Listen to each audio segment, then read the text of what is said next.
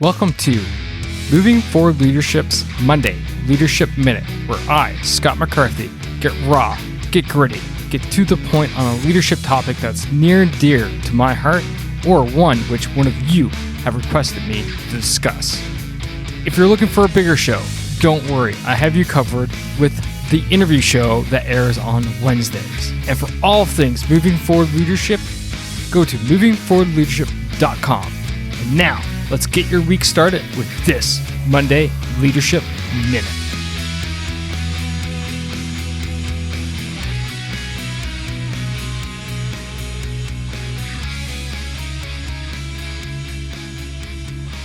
We are live. Hey, how's it going out there, leaders? It's so great to see everyone, and I hope you're all doing well. So, just a quick video today, quick talk about a topic that's near and dear to my heart, and that's discipline. So, Laura from our group, Leadership Skills for Managers Who Want to Be Leaders and Not Bosses, mentioned this when I asked about ideas for going live this week. So she said that she received a question last week, and that is, that question was, I don't like writing up my employees because it's very punitive and mostly just breaks the relationship. But now I'm being criticized by my boss for not writing them up. How do I strike a balance between doing what I think is right, doing what is expected, when it comes to disciplinary feedback? Now, that was a question that she received, and she's passed it on, the group input, and I'm throwing out my input here today. So discipline, shall we? Because that is definitely a huge topic and something of importance. So what I want to first off get to you is that discipline is crucial, and it's actually what creates high-performing teams and organizations. In fact, it's what creates high performers. You see, we need to rethink about how we think about discipline. So when someone says discipline, a lot of people think about that formal discipline, i.e., written down, you did something wrong, and you're going to pay the piper for it. But there's personal discipline as well that we should strive. That discipline that makes us go to do what's required to get done, regardless of the circumstances. No matter what, I'm going to exercise every day. I'm going to eat healthy every day. No matter what, I'm going to get this report done on time. No matter what, I'm going to make sure I get out and see my people on a daily basis. No matter what, I'm going to check in on my team every single day, et cetera, et cetera, et cetera. That also is discipline. So we need to look at that, because when it comes down to it, it's just doing the right thing. That's what it is. When we talk about discipline in the manner that Laura mentions in the group, it's more about the punitive, the discipline, as in the formal discipline, and getting people to do the right thing. So what I would suggest right out of the gate is that formal discipline that she is mentioning, it needs to be the last resort. It can't be the first thing out of the gate. Why? Because you gone from 0 to 100 and there's no room left to go. If things continue to escalate, you have no maneuver space. So that's why it needs to be that last resort. But there's other reasons why it needs to be the last resort as well. And you need to look deep into yourself as a leader to make sure you've actually set your subordinate up for success. So you need to ask yourself, okay, my subordinate did not do a good job on this report that I was expecting from them. Did I give them clear direction? Did I make sure they had all the necessary tools? Did I follow up with them to see if there was any questions around and didn't do a great job on the report, and you immediately go formal discipline on them, or they show up late without knowing the expectations? and you immediately go formal discipline on them, and you realize that, oh, wow, I actually did not set them up for success. Now your maneuver room is gone, disappeared. So you need to first look inside and decide, did I set them up for success? And you also need to make sure with them that the expectations are clearly defined and laid out. So if you have someone who shows up late, then you need them to absolutely be on time. They absolutely have to be at their desk at 8 a.m. Must, no questions asked, must be there for whatever reason. By the way, I don't like that type of work that work style, but I understand some places have to do it that way. So I digress. But let's say you're in that workplace where you have to be there for 8, and they show up at 8:05, and you immediately go to that formal discipline. Well, did you set the expectations? Were they clearly defined? You're like, yeah, you have to be at work at 8. I have to be at work for 9. But if I show up at 9:05, 9:10, guess what? No one bats an eyelash. It's not that type of place. So you have to make sure those expectations are clearly defined and you follow up. So what that entails, what that means is that gives us room now to maneuver. So you make sure you ask yourself that you've done everything possible.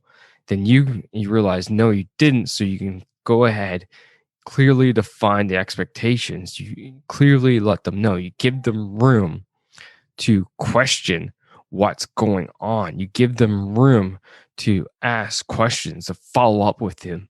Now you've been able to maneuver in that disciplined space because you're actually doing very miniature adjustments with them.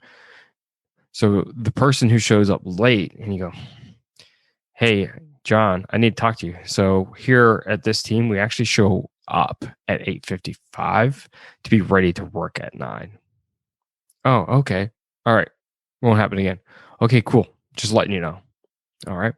And now it doesn't create a tension in the relationship. But if John shows up at 9:05 and you didn't have that conversation with him, and you walk up and you go, boom, formal discipline down on his desk in his face, that removes all that informal maneuver room. So we need to reframe how we even look at discipline in the first place. And a lot of people look at it from that punitive manner, like, oh, I got you, hammer down, bam. And as leaders, that's not how we need to look at it. You see, that's a very bossish way of looking at it. Like, I'm going to punish you. You're going to pay. No, that's not what we want. What we want is, I need to improve you. I need to develop you. I need to uplift you so that you hit that high performing mark that I need you to hit so that we as a team and an organization can actually achieve more. That is how we need to look at discipline. So it's actually a way of improving our employees. And how we go about that is the delivery, focusing on the delivery and not the content. Okay. So the fact that someone was late or someone didn't do a good report or they've been slacking on their duties as of late, it's not about the content of the formal discipline, but rather the delivery. And that could be as simple as you've gone through step 1, i.e. asking yourself those questions of, did you set them up for success? You've gone through step 2. You ensure that they understand the expectations of them. Perfect. But they're still not meeting them. That's when you bring them in and you go, and you set them up very clearly. Like, hey, so I just want to follow up with you. We had the couple of conversations where I made sure that you understood your role, you understood the expectations of you. And they'll go, yep, for sure. Like, okay, great, cool. Is there anything going on with you?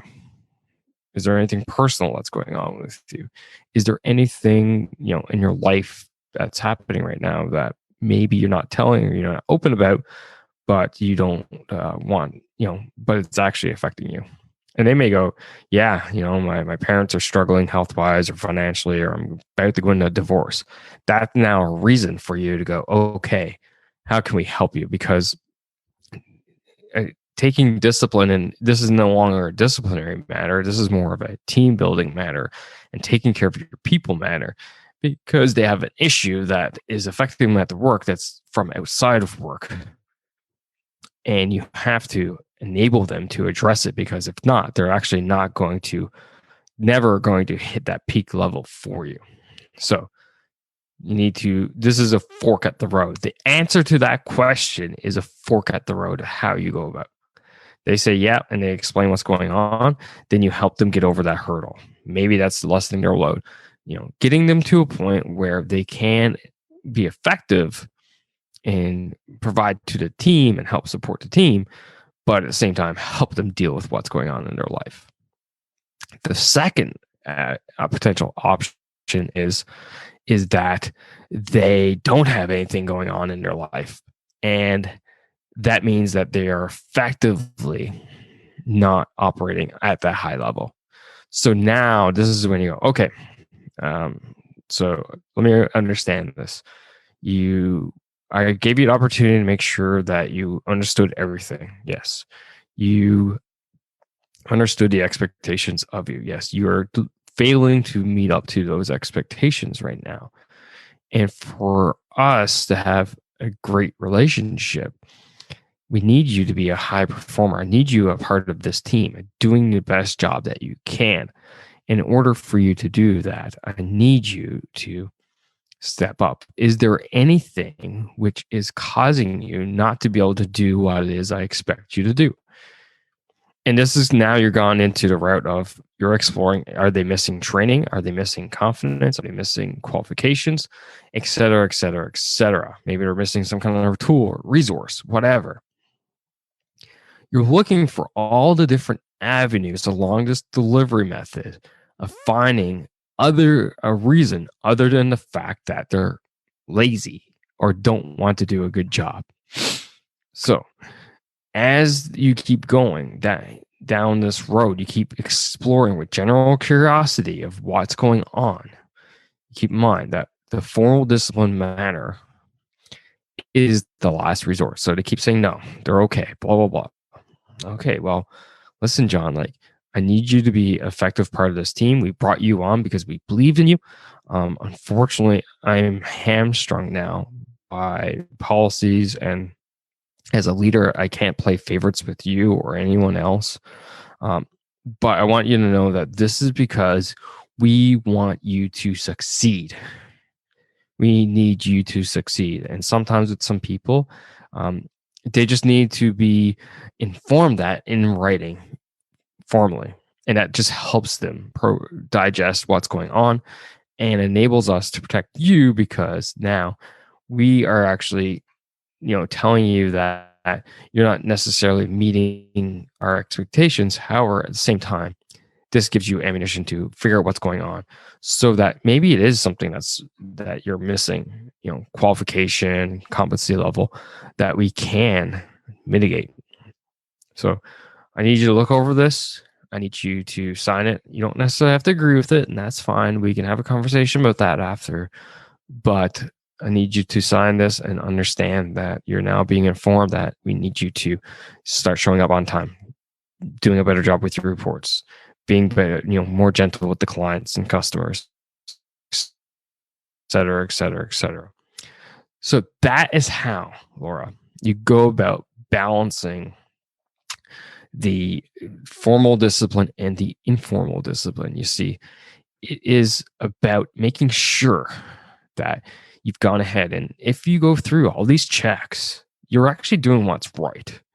You're ensuring, you're giving them every possibility to not have to go down that formal route. And then when your supervisor comes to you and asks, well, how come you haven't formally disciplined them? You have the explanation. Like, listen, they don't know actually how to use this program, or they have something going on in their personal life that's affecting them right now. So we're mitigating. They're doing their best right now. We understand this is not the optimal for the team. However, we're going to be effective. And once they get through this, they're going to pick up. And I guess what? We will have a better team member in the end for it. Or once you get to the end point, like, no, I've done my job. I'm sorry. And then if you keep to the moral high ground, you keep this whole process about them and not about you and not about the disciplinary form or anything like that, you're not going to necessarily ruin the relationship. In fact, you actually may strengthen it. Some of the people I've disciplined in the past have come back and thanked me afterwards. Why? Because I kept to the moral high ground. And in fact, I enabled them to see their weaknesses, see their faults, correct them, and then have them reap the benefits. All right. So that is it. I hope this answers the question for your friend or your coworker. And I hope this helps anyone out there who's dealing with this discipline issue, because it is an important one. It is something we need to get right. And it's something that, affects us almost every day. Just a couple of announcements before I sign off here. Reminder, I do have a survey going for until the end of the month, end of February, but the podcast. So if you go to movingforwardleadership.com/survey, fill that out, and you get a chance to win a book. I do got a number of announcements that's coming out in this month's newsletter. So if you're not signed up to that, go to movingforwardleadership.com and scroll to the bottom, and you'll see the sign up form there. Be sure to check it out, because there's some pretty cool announcements that are coming out this month. I'm pretty stoked and excited. And that's it. That's all I got for you today. Ladies and gentlemen, thank you for tuning in as always. And remember, lead, don't boss. Take care now.